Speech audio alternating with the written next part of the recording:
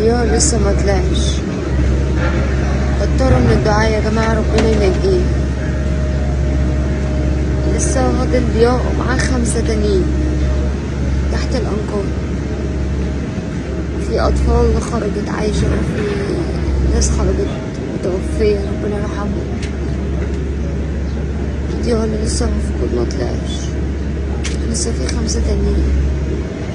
ادعوا لهم ربنا ينجيهم والنبي. احنا قاعدين من امبارح لسه. رغم الطلاق فضلت مستنية يطلع عايش. انهيار لولا فاني بعد وفاة طليقها ضياء غالي تحت الأنقاض. ضياء لسه ما طلعش. اكتروا من الدعاء يا جماعة ربنا ينجيه. لسه فاضل ضياء معاه 5 تانيين تحت الأنقاض. في أطفال خرجت عايشة، ناس خرجت متوفية ربنا يرحمهم. دي اللي لسه فيك ما طلعش، لسه في 5 تانيين. ادعوا لهم ربنا ينجيهم. احنا قاعدين من امبارح لسه رغم انهم كانوا منفصلين، بس العشة والعيش والملح عمرهم ما بيهونوا. البلوجر لولا فاني انهارت حرفيا لما عرفت ان طليقها ضياء غالي ابو اولادها مدفون تحت انقاض العمارة اللي وقعت في حدائق القبة. ضياء كان ساكن في الدور التاني، وفجأة وفي لحظة العمارة وقعت فوق دماغه واختفى تحت الركام أكتر من 24 ساعة.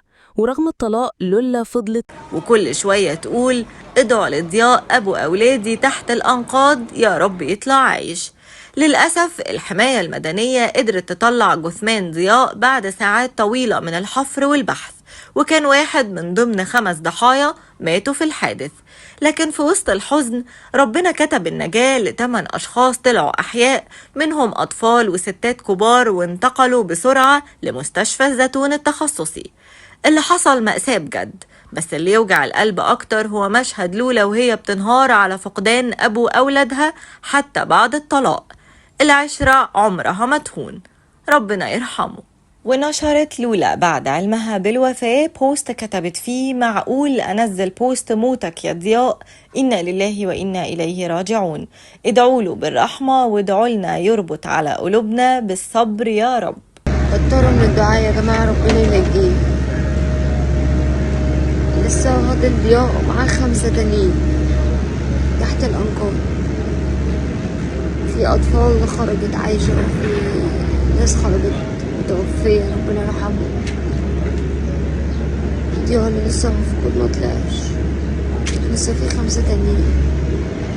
ادعوا لهم ربنا ينجيهم والنبي. احنا قاعدين من امبارح لسه.